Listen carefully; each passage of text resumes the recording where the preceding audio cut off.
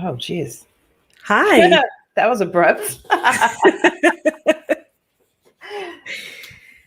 Hello. I'm Hi, Tanya. I'm Nikki. We are A Thousand Eyes in One. You know us as a Hi. That podcast was abrupt. about Game of Thrones and A Song of Ice and Fire. And this is our Wine on an Empty Stomach book club. I had to turn down my YouTube on my other window because I was like, that's really loud. Yeah, same thing happened to me. I can't tell who that is watching, but hello. Hello, welcome. We're excited. Welcome to our cursed book club. This is, I think, maybe the fifth or the sixth time we've tried to do this. And, by the good graces of the universe, no one died this time. We're talking about Who Fears Death by Nnedi Okorafor. We decided to do this book club just to talk about books we like. We're not going to critique, we're not literary critics. We're not critics. experts. We love reading and we want to just talk about books that we really enjoy. And this was one of them.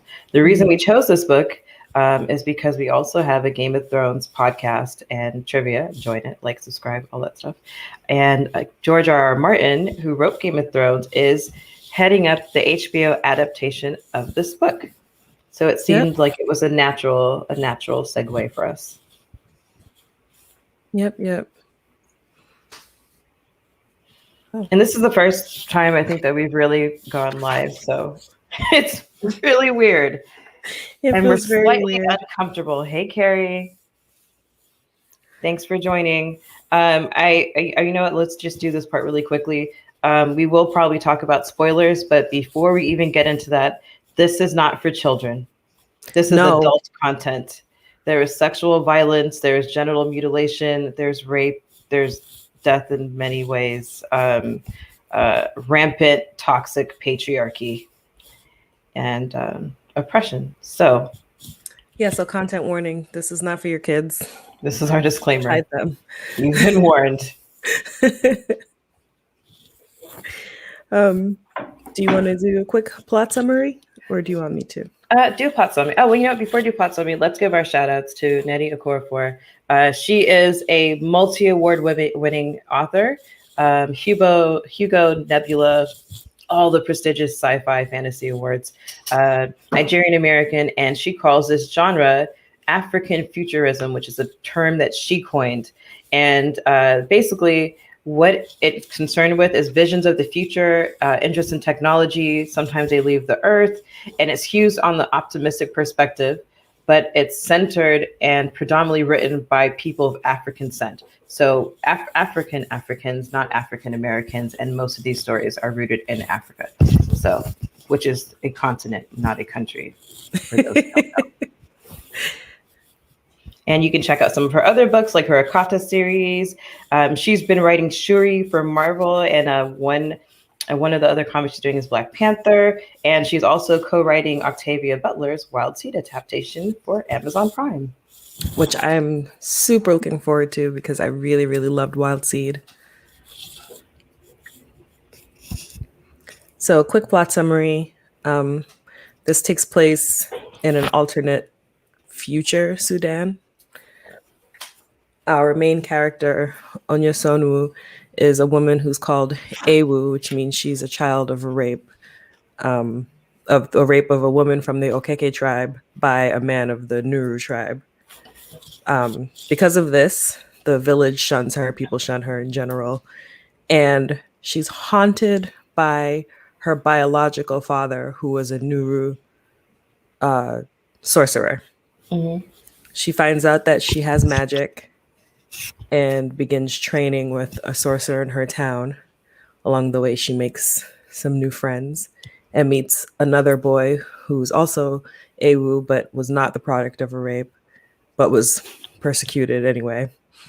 The story has a lot of,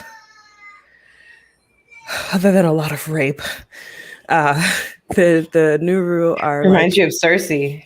Yeah. We're just a child. We're in for a bit of rape. Yeah.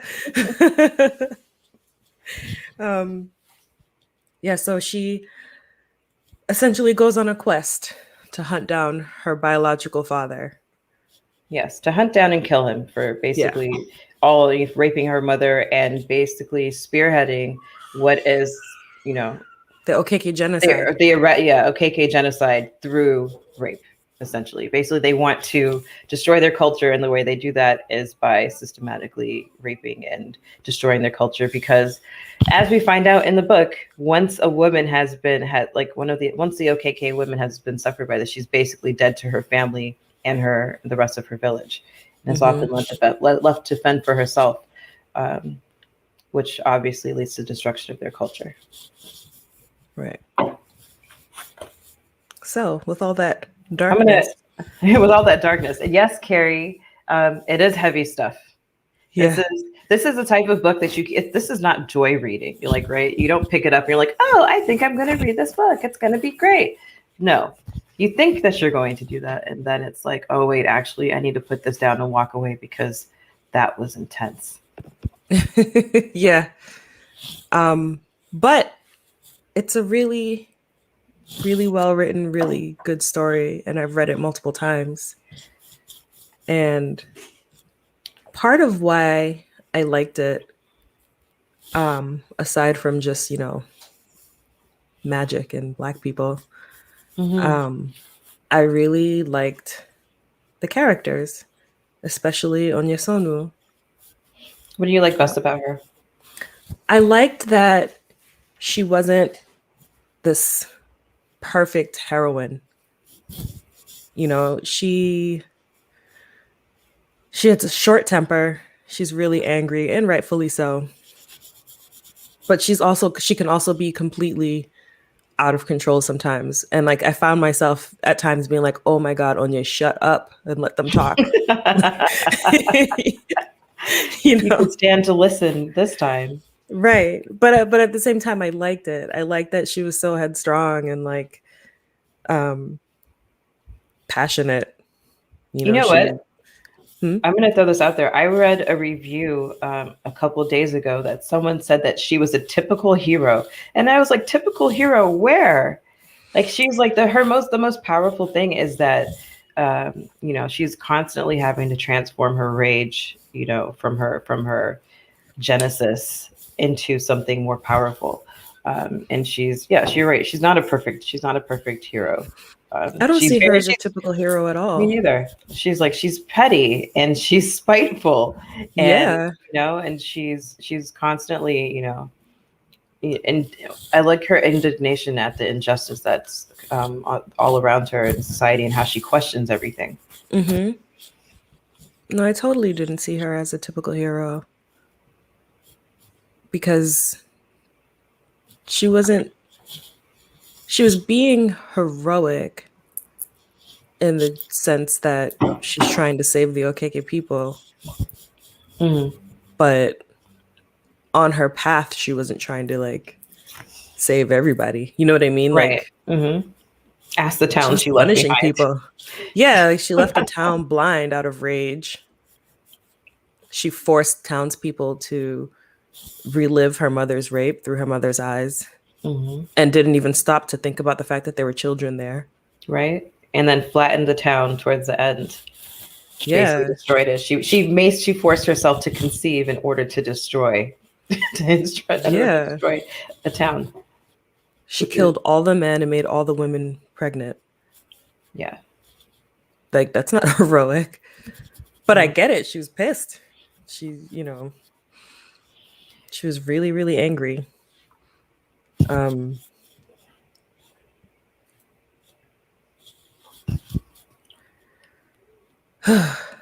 We this choose book was, violence. she woke up every day and chose violence. She really did.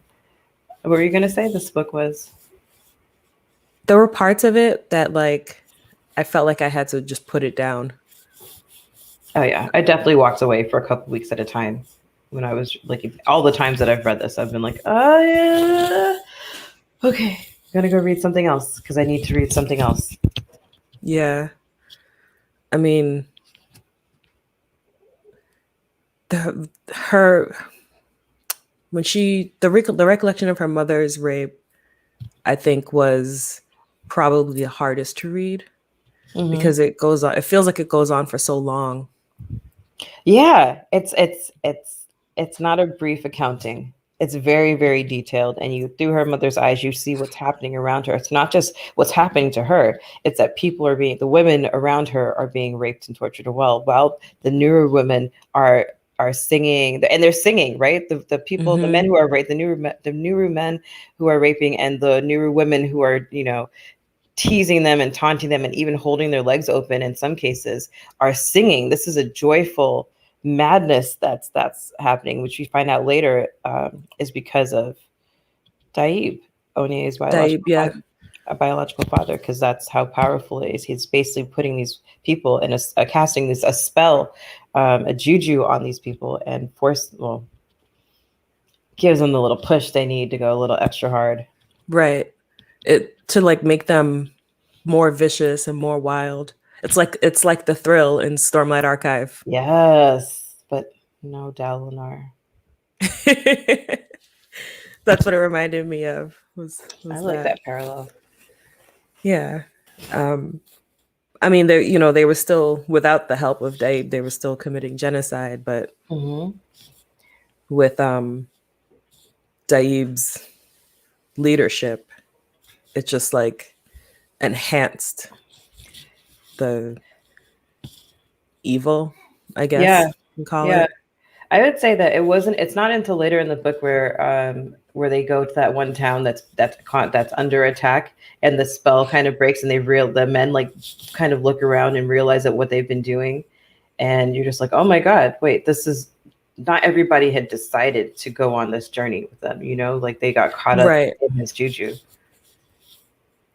Which is really, ugh. I didn't think about that now, how much this reminds me of Stormlight Archive. Stormlight Archive by Brandon Sanderson is a series that we would love to talk about. Uh, I just don't know if it's possible because the books are so long. And there's But supposed to be, I think, 10 eventually. yeah, I think it was seven. 7? I thought it was 10. Yeah. Well, in either Well, case, I'm we're here only for up to all of number them. 4. Yeah, and I'm here for all of them. Um, it's so good. That's a confession. That's the book I was reading when I wasn't reading this, or when I was supposed to be reading this. So our other characters, we have Onya Sonwoo's lover, partner, and brother in sorcery, I guess you can call it, Yeah, because they yeah. have the same master. His name is Muita. Mhm. Um, her mother, how do you say her mother's name? I don't remember. Najiba. Najiba. Mhm. Um, I liked her a lot too. I do too. It's you get her. It's what I like about her is that you get her POV like during that horrible scene. You find out that she's been raped. She goes back. Her husband. I told myself I wasn't going to curse in this. So bleep bleep Idris and his no good self who hid during the attacks, couldn't wasn't brave, hid during the attacks to save his life, but when his wife comes back and he realizes that she's been raped, like basically cast her out. um, but anyway, what I like about her is that she's kind of a minor figure in the book, but she's also so influential. Like her Hmm. hands are like always kind of in everything. You find out that she is also a magical. She's also magical. She's also got powers, um, and it kind of speaks to why Onyesomu is so powerful. Her father is an evil sorcerer of like the highest degree, but her mother also has this power. And what we learn is that. Daib he sought her Najiba out specifically. Like this was a targeted attack. And the reason that he did so is probably because he knew that she was special and she had his powers, but he wanted to, get her with Sun, and he didn't. He failed. She had a daughter. And I think that's her magic, her prayers to Ani and her prayers to the Almighty, granting her that peace, because imagine what Onye-san would have been like if she had been a boy. Daib when it came for her. Yeah, he probably would have, came and claimed her like he did. Well, we find out another like big twist, I guess, is we find out that Mwita's original teacher before Aro was in fact Daib. He doesn't know that Mwita doesn't know that Daib is Onye's father, and Onye doesn't know that, you know, who Mwita's teacher was, but it's clear he was looking for someone like her. Mhm. But yeah, I think when we find out that that her mother was, how do you say it? I guess she wasn't really transporting herself, but she was like visiting the She was towns like astral projecting magically. herself. Yeah, she was like astral projecting herself Yeah. to all the towns before Onyesonu gets there to tell them like the stories of her and made her a legend so that by the Mhm. time she arrives, people know who she is and they're expecting her and they revere her. Except for Yeah. those fellows who thought that she was a sex worker and tried to rape her, and she turned into a beast and was ready to kind of kill everybody until Amuta stopped her. Yeah.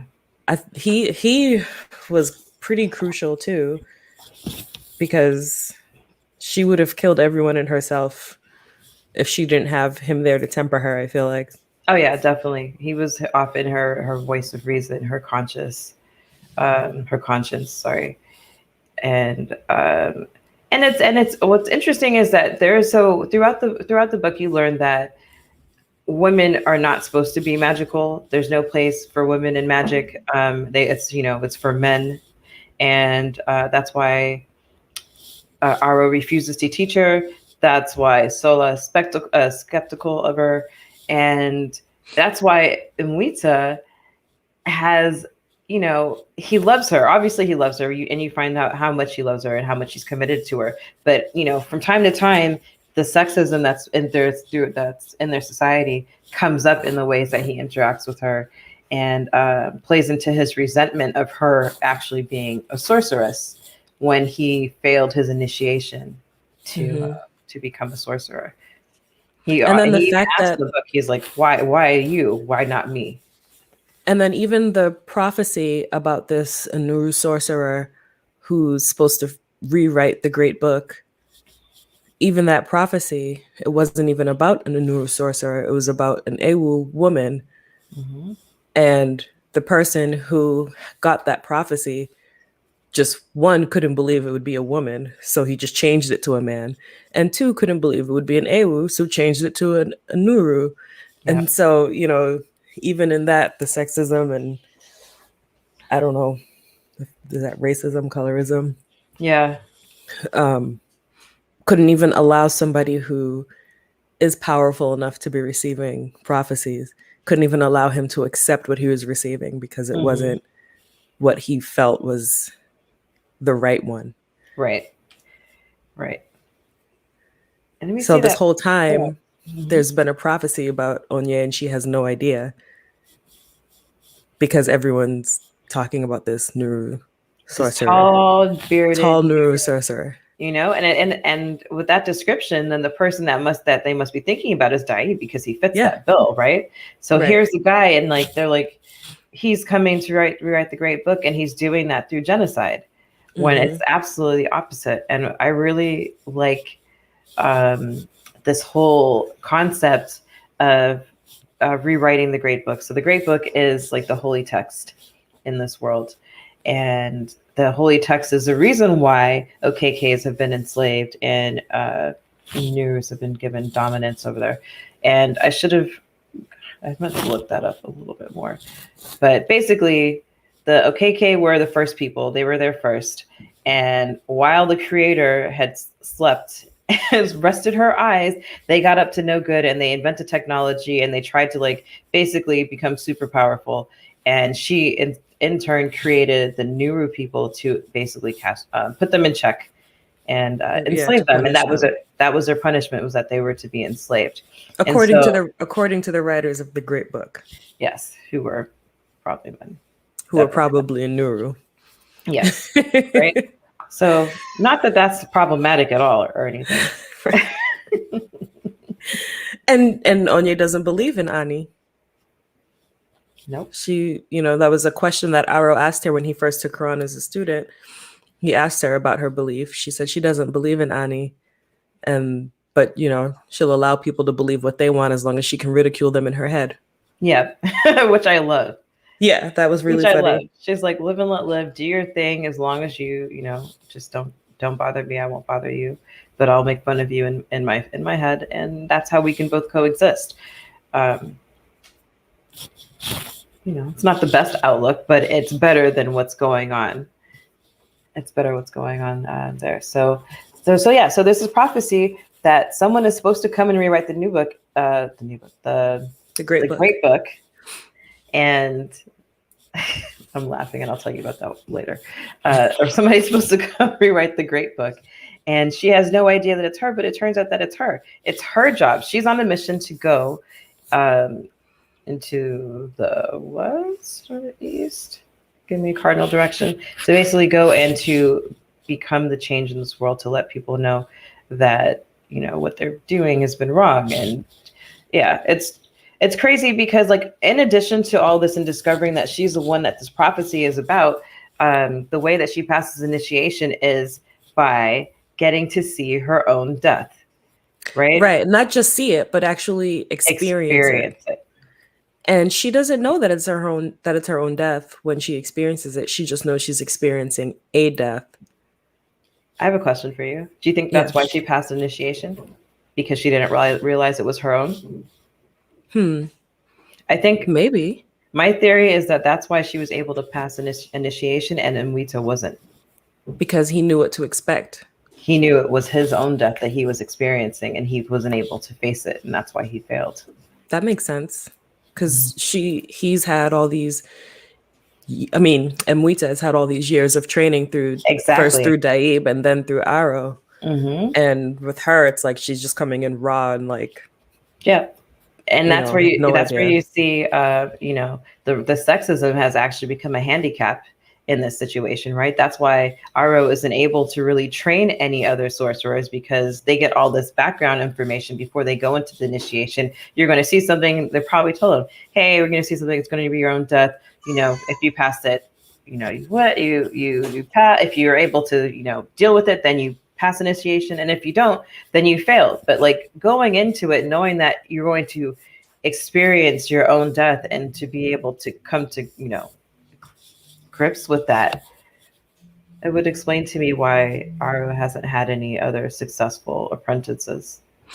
Yeah, I don't know if Aro necessarily tells them flat out that they're going to experience their death, because I remember her asking Nwita and he wouldn't tell her anything. And I don't know if it's because she's not supposed to know, or if he didn't want to help. Mm-hmm. Or if he didn't want to scare her, maybe. Maybe he didn't think she could handle it because she's a woman. Carrie said she didn't even expect her life to be in danger when she went and saw Sola. Right. Sola throws those bones and she's just kind of like, oh, cool. Like that bird Who's this creepy guy? Yeah, like, wow, are you human? Like, you look really weird. And she just kind of moves on. Meanwhile, she's like unwittingly facing her death and facing this man who could totally end her. I mean, even when she attacked Aro in the spirit realm, she didn't know what she was doing. No. She just knew that she could hurt him, but she didn't know what she was actually doing. She didn't know she almost killed him. Right. She didn't know. Oh, and that's because she was, she wasn't given the information that she needed. And I just want to point out real quick that, that we know that she gets stoned and that's how she dies, which is a horrible, horrible, buried up to her neck and stoned. Buried up to her neck and stoned to death. And stoned. And we get foreshadowing from that in the very beginning, because as soon as she enters society with her mom after living in the desert, like when she gets sick as a baby, and her mom enters that town to look for medicine for her, the townspeople, once they see that she's Ewu, start throwing rocks at her mom, and one hits her in the head. And then that's also how we lose poor Binta. Binta's death actually broke my heart. It was so sad. It was so sad. I didn't see it coming, It's like, oh, here she is. She's empowered now. She's having a good time. Binta is one of Onye's friends who was molested by her father since she was a young girl. She's Yeah. known in their town as the girl who was so pretty that even her father couldn't resist her. Isn't that awful? There were men lining up because they wanted to marry her because they just figured if she's so lovely that her father can't resist. Like, ugh, such a, dark way. And to go back when they do their 11th year rite and they do the female genital mutilation, they use that scalpel that has juju on it so that anytime the girls feel aroused, they'll feel intense pain that'll get just worse and worse and worse until they stop. Mm-hmm. And it protects her for a while. And I think they whipped her father. They Yeah, couldn't do anything about her father raping her until she turns 11, which I don't know why.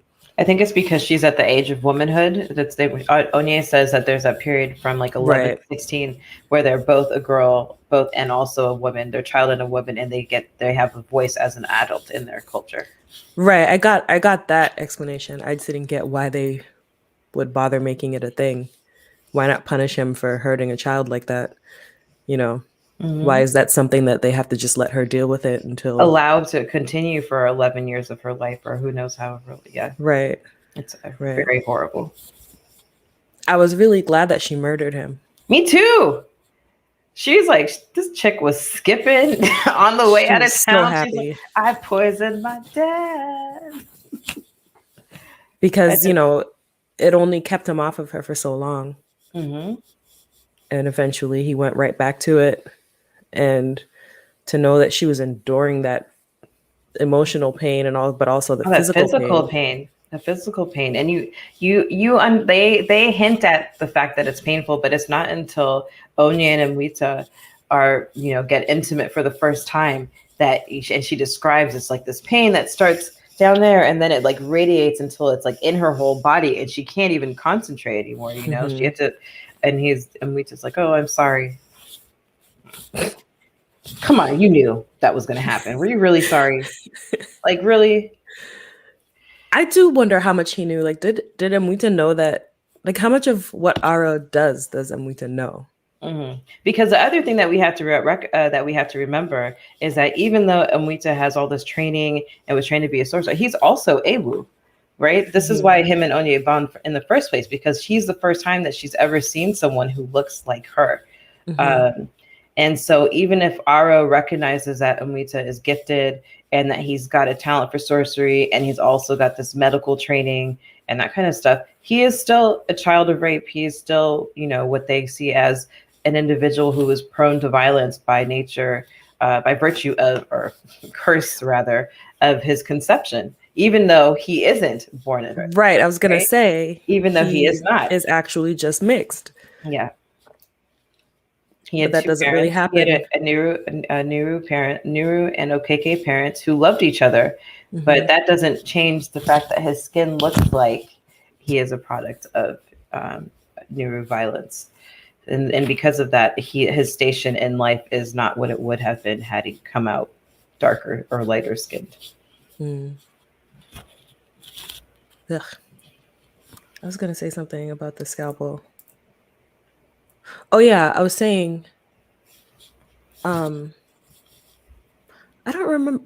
Was it the Ada who told her that the scalpel was? Mm-hmm. Okay, yeah, I couldn't Yep. She remember. goes knocking on her door and asking her about what the five mystic points are. Mm. And she tells her that even though her and Aro are married, that they still have secrets. He keeps secrets from her, and that no matter how she tries, he always performs the juju on the scalpel for the 11th rite when she's not around. And they see that as a way to protect the girls. Mm-hmm. It says that it forces them to put their foot down when it comes to their virtue, right? Mm-hmm. Because if something is causing you this much pain, then you're not going to let it continue. And the Ada thinks this is a great thing because when she was young, she got knocked up by a man who said that he loved her and left her pregnant with twins. Mm-hmm. She said she was what, like 15, Mm-hmm. and unmarried, pregnant, and he left her once she became pregnant. And so they see it as a way to protect the girls. Whereas Luyu my fave. No Tansy. Yeah, no chance. Lou, your fave. Yep. Luyu, my fave. Luyu loves sex and is like, I enjoy it, so why shouldn't I be able to do it? And that drives her insane. And I think one of the things I loved about her too is like she's like this pampered, beautiful, princess who gives Hmm. no fucks and just does whatever she wants. Yep. And sometimes it's kind of messed up, like sleeping with with sleeping with Fanasi, your bestie's fiance. Yeah, You fine. don't hook up with your bestie's That's fiance. true. That's true. And but she wasn't one of the ones who ran off to town, and she fiercely defended Onye Yeah, and fought for her and died for her. I like her character because unlike DT and even unlike Binta, like she was the one who was most able to change and to Hmm. actually um, to to be open to understanding what it meant for them to exist as Awu. It's like Yeah. they were lucky in their upbringing in that Jahir was a place that's all OKK, so they weren't enslaved there. They weren't enslaved there like they were in the Seven River cities. And it's not until they go to the town where Daib is that she, for the first time, understands what it's like to live in a society where OKK are actually subservient to Nuru and asked to do whatever they want, like just walking down the street, like, hey, can you carry this with me? Can you go watch this child? Can you just and they just have to say yes. Hmm. They just have to say And yes. like I feel like, remember, uh DT and Fanasi had moments where they could be really nasty to Onye because she's Ewu. Mm-hmm. And she would say, like, as soon as you get mad at me, there you go. You bring Yeah, that up. exactly. They were like, oh, we're not used to sleeping outside like you filthy Ewu. And it's like, we've been friends now for how long? And as soon as you get mad at me, we basically slip into racial slurs, Yeah. you know. And Binti always just kind of stayed quiet, didn't want to ruffle feathers. But correct me if I'm wrong, but I don't remember Luyu turning on her like that when she'd be upset. No, Lulu only turned on her when it's like basically we can hear you and when we Roll start my having clip sex. back too. Exactly. While you're on this mission to rewrite the great book and you're growing your own clip back, grow mine back too, because it's not fair that you're the only person who can experience pleasure from sex. Right. And if you experience too much, you get background sounds. But yeah, it's that's the only time I feel like she's ever really turned on her. Although maybe early on when they were at school, she would kind of like scoff at her and roll her eyes. But once they were on the road, I mean, she even offered her. She's like, "Listen, this is a lot for you to bear. Like, please share the burden with me." And Luyu is actually the first person that Onye tells that she's experienced her own death, and that's what she's seen, and so she knows what the end is and what she's walking. What she's going to. She's are literally on the path to die from the second that she leaves her town.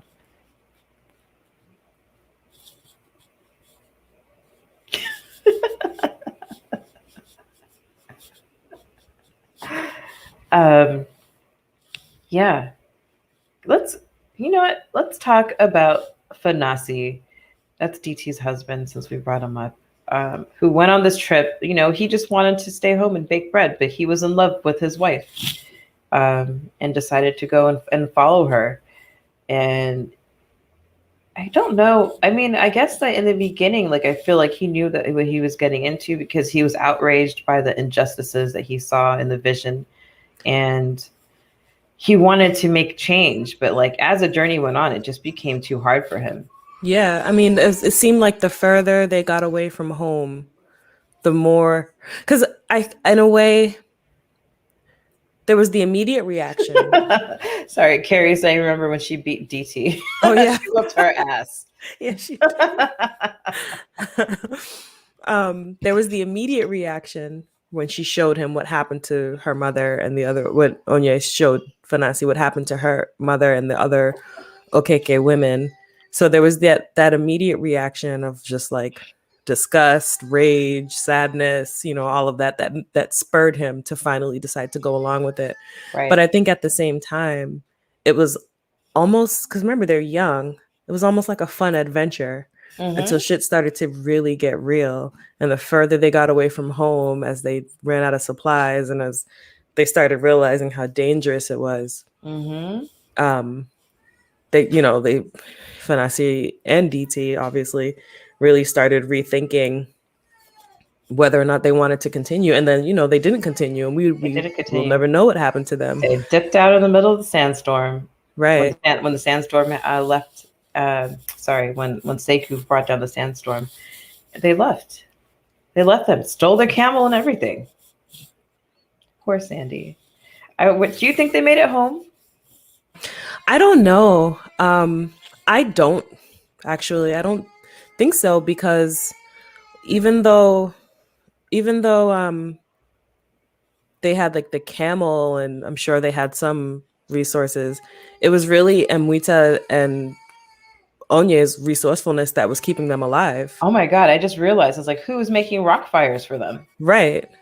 Oh, they didn't make it home. So like heading back home, it was Mwita was the one who was using magic to hunt, was using magic to make rock fire so that they didn't create smoke and attract anybody, protected them from wild animals. It was really the two of them that kept that group alive. And I feel like the two of them on their own heading back now, they probably, if they made it, it's because they stopped at another town and decided to just wait it out there. In my mind, I see that if they made it, they went to a town and then they just settled there. Like maybe he set up his bread shop as a new baker in town or something. But I can see them not making it, because I don't know, were they suddenly bonded again, and they're just like, we're in this together. We both realize this is not what we wanted. We could be happy and comfortable, just living in a town somewhere, or living in our town. And why should they go without that? At the very end, when it boils down to it, they weren't about that life at all. No, they weren't. And I don't necessarily fault them. No, they were young. It's a hard trip. It's a hard trip that's and you're most likely going to end in death. Exactly. Binta's already dead. She's already dead. They watched their friend get their back of her head smashed up with the brick, and then the crowd tore her apart. Right. Oh, man. So I was angry at them for leaving. But at the same time, I don't necessarily fault them, because not everybody's cut out for that kind of sacrifice. Because at the end, everyone is dead. Binta, Luyu, Mwita, and Onye. Everyone is dead. Spoiler alert! Yeah, but there's hope. Yeah, well, because it's like she's dead, but she also rewrites the book, so she's back. She turns into a dragon. I forgot what the name for it was. Me too. I can't remember but whatever it is that her mom is. I'm gonna look it up. Hold on a second. I was trying to Google. Do you want to talk about Binta's death? I'm gonna look up the name for that dragon creature. Death. It's so well. Okay, so after they're on the road for a bit, they realize that they need supplies.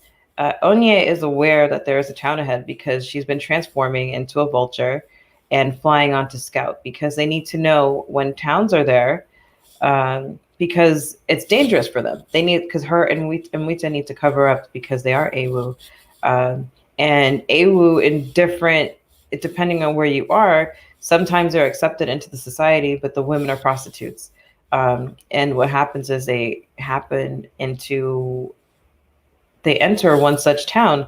Well, not on their choice. DT and Binta sneak out in the middle of the night, and they go into the town. And once Onye discovers that they're gone, the rest of the crew heads down into the town, into the little village, rather.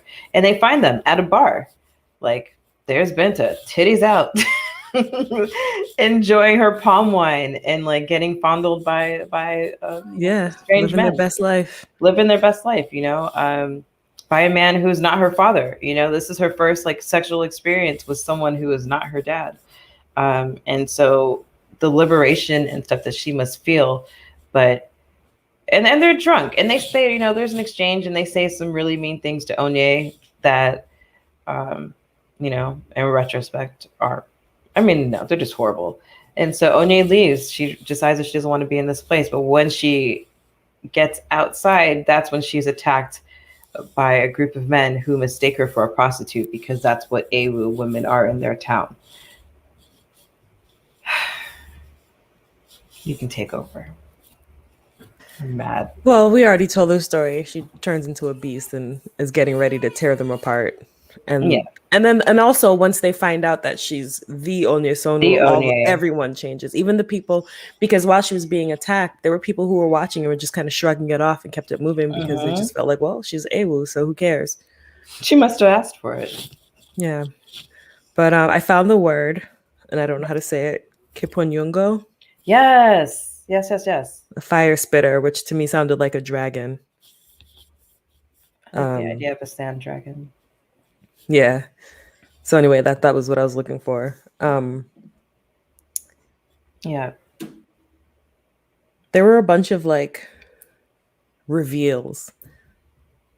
Like when we Hmm. first start reading it, she's basically telling us from the very beginning that she is going to die. She's telling the story from her cell. Right. She's in a jail cell in the last town that they make it to, and she's telling some random person who we never find out who this is, her story. She's like, you know what? You have this computer machine. All right, take down my story because someone needs to know, right? And we don't realize that from the very beginning. Like this is her rewriting the great book. Right, right.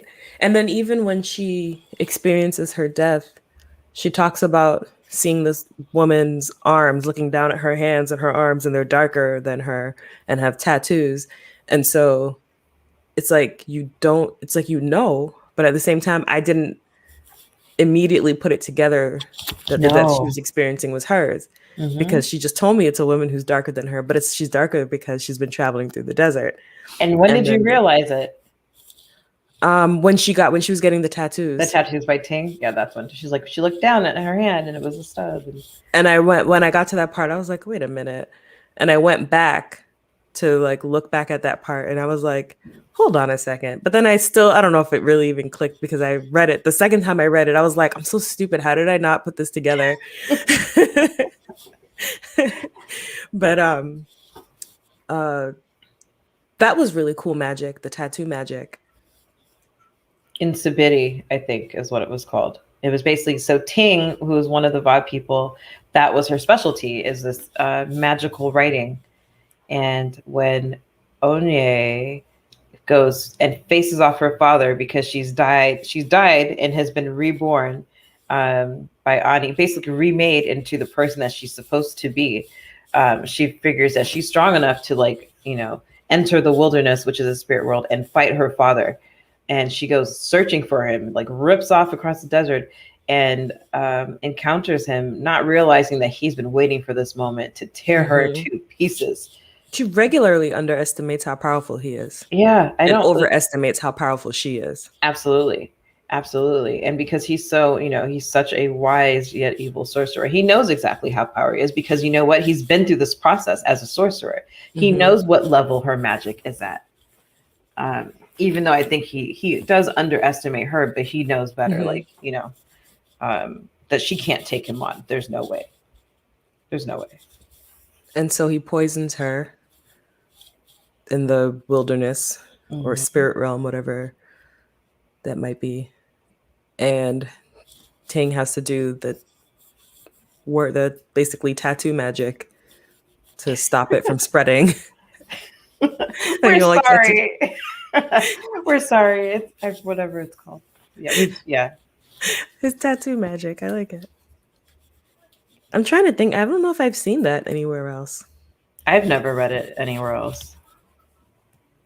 Hmm. Yeah. The only thing Anyway, that comes to mind is like Maui from Moana. right. But that was different. Yeah. And that's like a list of my accomplishments, but not like magical. Yeah. Magical Yeah. writing. It was interesting though. Mm-hmm. Um, finding out that after so another like reveal, finding out that Aro had been protecting her all those years after she did Mm-hmm. her 11th rite, Yep. because the 11th rite is what made her father able to see her with that red eye, and he was sending The Eye things of to kill Sauron. her. Yeah, that's how I thought of it too. Is the Eye of Sauron, and he's sending all these things to kill her, scorpions and snakes, and Mm-hmm. Aro has been protecting her this whole time, and we don't know that.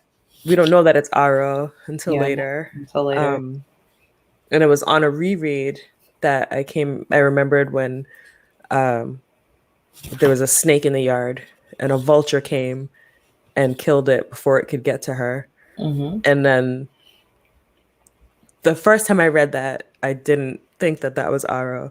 The second time I was reading it, after knowing that Aro had been protecting her, is when I realized that that vulture was, in fact, Aro. Mm-hmm. And so when she picked up the feather and became a vulture, she wasn't just becoming a random vulture, she was becoming Aro as a vulture, Mm-hmm. which is probably why she had all those feelings as a vulture, too.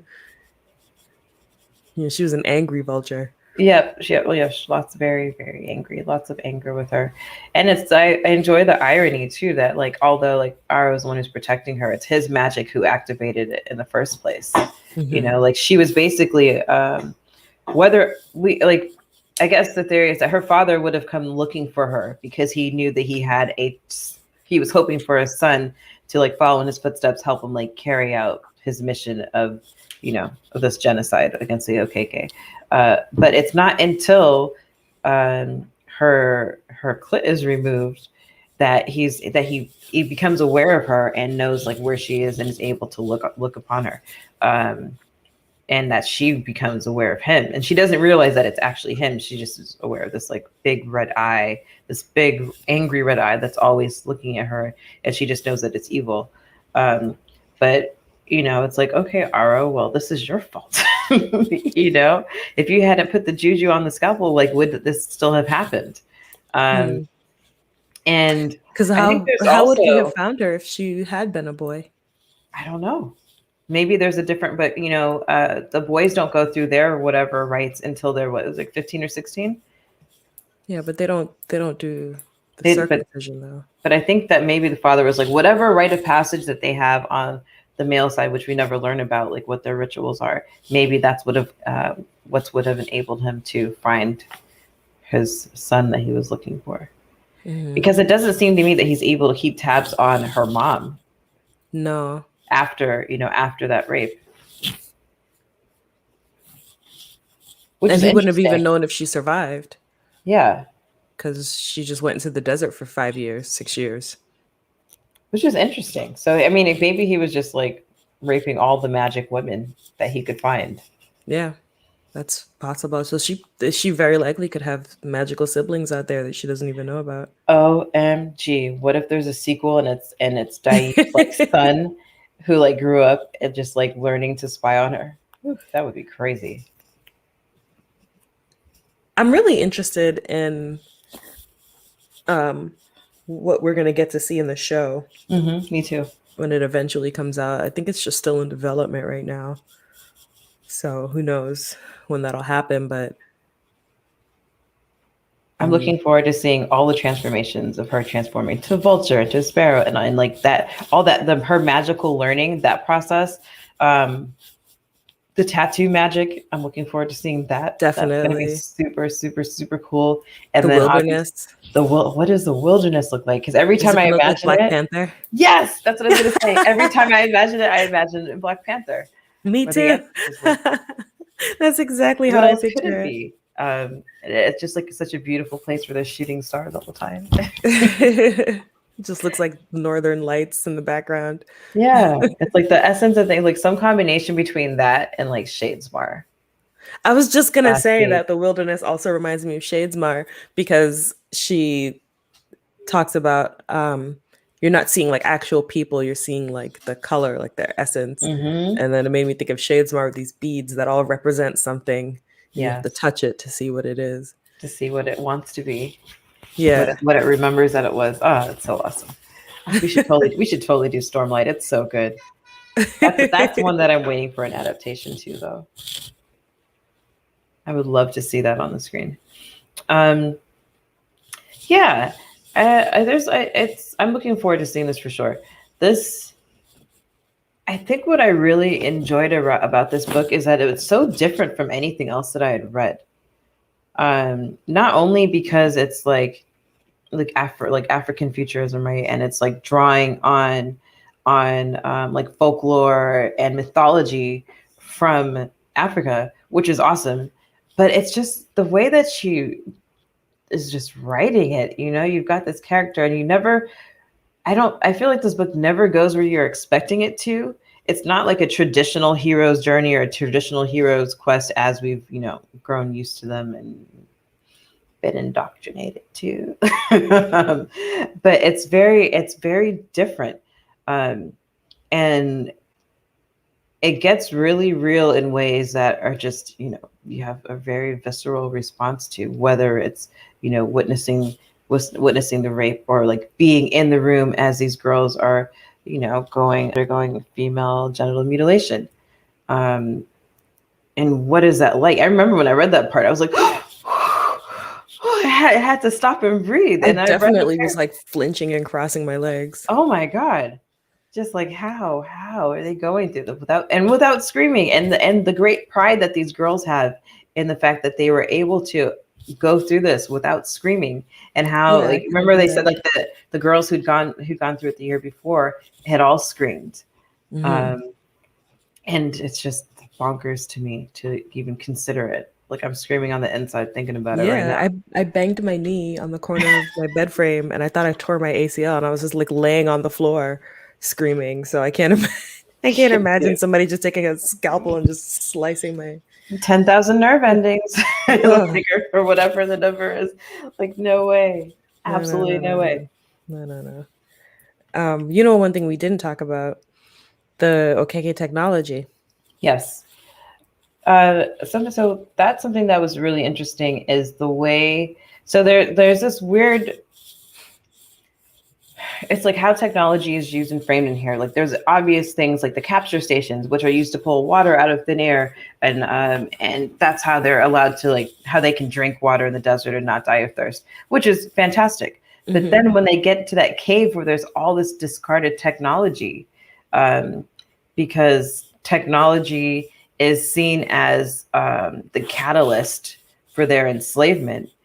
It's really interesting to watch them interact with the supernatural, like the spiders in the cave, and the sorcerers who've been hanging there since Amwita fled, um, and they were much fresher then, and just like all those magical elements, like juxtaposed with this technology, which is also magical in some way, right? Like, you can view technology as, when it works really well, it is magical, like what we're doing now, Hmm. like it's magic. But to know that, like, what advances could they have made, or what could have, um, could this genocide have been stopped if they'd referred to some of this technology that they had lost and discarded, and were afraid of. And I guess it's one of those things, that one of those themes that happens, that keeps recurring throughout the book, is that, oh well, it's just been this way for a long time and nobody remembers why anymore. Like, same thing with, like, with the 11th right. Oh, it's like that, we just don't know why that happens anymore. There are many times that comes up, And and it's people don't interesting that question. you mentioned the 11th right. To go back to that, Onyesonu's mother didn't want her to do it. Exactly. Najiba's not Hmm. circumcised. She thought it was barbaric and archaic and was just like, why do they do this here? Hmm. And even her father, her stepfather, he Yeah. he agreed that it was, but because they do it in Joy here and even the She people in Joy decided to do here, it. so yeah. There's a book called the wait a minute, let me think. The Book of the Phoenix? Hold Mm-hmm. on. Is that I what it's saw called? it The Book earlier of when the I was checking it. I Phoenix? think it's the Book of Phoenix or The something. Book of Phoenix, Mm-hmm. which is that so that came out 5 years after Who Fears Death. And it's like a prequel that kind of tells you what happened, like what ended the world basically to Right, create right. the world that we're in now. I haven't read it yet, but I do plan to. I think I It's bought it. I I think don't remember. it's you see like so you volunteer like you see Onye voluntarily going into situations of death, right? Like you know that this quest is going to take her to her death. You know that she's going to die. She knows that going into her 11th, right? She doesn't know what is going to change, right? But it's the death of her sexual pleasure, right? That's Yeah. the death of her I guess ultimate expression ability to express herself as, you know, a woman, and she does it voluntarily, but she also says that nobody told us what that little piece of flesh was for, right? Right. Right. And it's So just yeah, she goes into all these wild situations and is very often ignorant as to what she's facing and what she's dealing with. Like really often. very much so. But she's so stubborn and so just like, fuck it, we'll do it live. Just Yeah. goes for it, you know. But it's just a reminder of how young she is. Yeah. You know, Well, you think you know everything is it how when you're young that she age. is or how much like her father she is? That too. You They know, say she because has his eyes and his singing voice, but she does seem to have his temperament as well because Najib was not like that at all. no, you don't see any of those traits from her. You see it from him. You know, his willingness to just to go in to create situations that are, you know, where there's lots of adversity and punishment. Because I keep thinking about when she gets into his office and she finds all the little recordings of every rape he's ever committed. He And was you know, sick. my note here is his power and his perversions, and that's one of them. You know, and it also makes me think, I'm like, well, if this is why he's able to win. Like he's a voyeur, right? Of like the worst kind. He wants to relive this thing. He wants to see what's happening. That's why he's like, you know, he's able to check on her constantly and see what's happening. Um, yeah, it's uh, which is ironic given his mom, but you know, whatever. I was just about to say something. What was I gonna say? Was it about the technology? I can't remember now.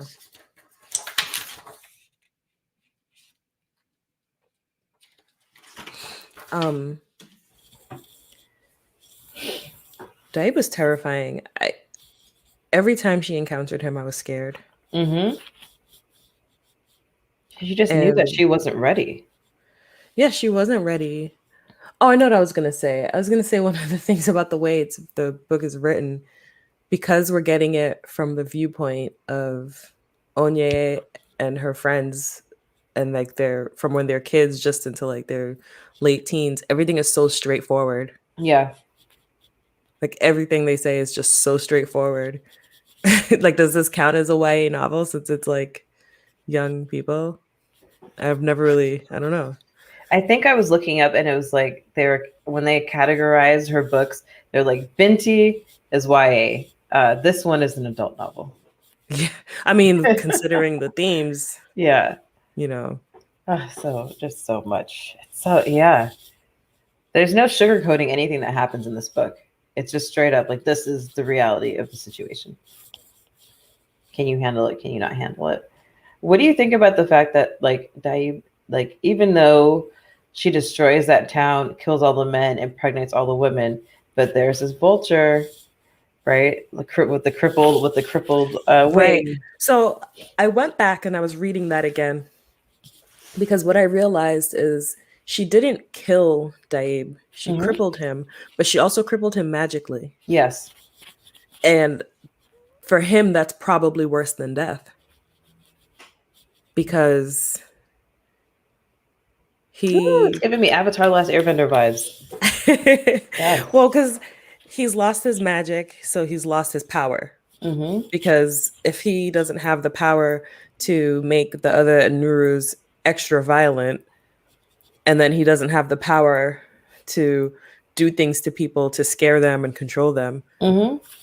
who's going to follow him? Right, exactly. If he can't brainwash people into doing his bidding, then what good is, what can he do?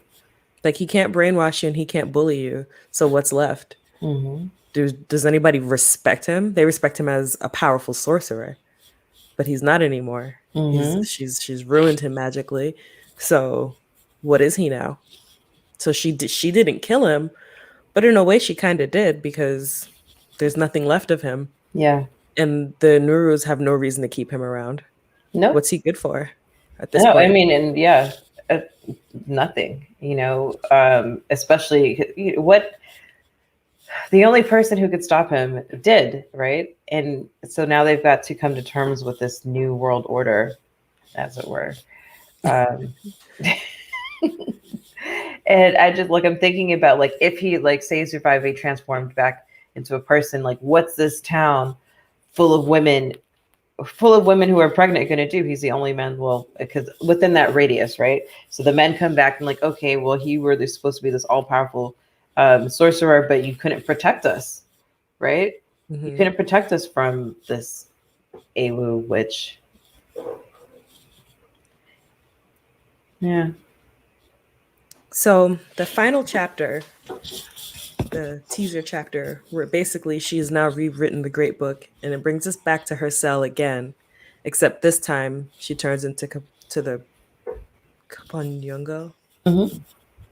the fire breather, and flies away. So is that the beginning of the rewriting of the Great Book? Is Onye now alive and we've now entered an alternate timeline? Mm-hmm. I don't know. I wondered about that. It's like, well, she's alive in a place where Amrita is alive still, and their child is alive still. And what does that mean? Um, whew.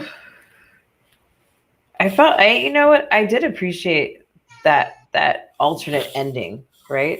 Because Yeah. it was just like, oh my God, like, and I Because wonder that's why what I mean. she. Like, is it an alternate ending? Is it an alternate ending, or is it the actual ending because she has Right. rewritten the Great Book through her Mm-hmm. actions? Mm-hmm.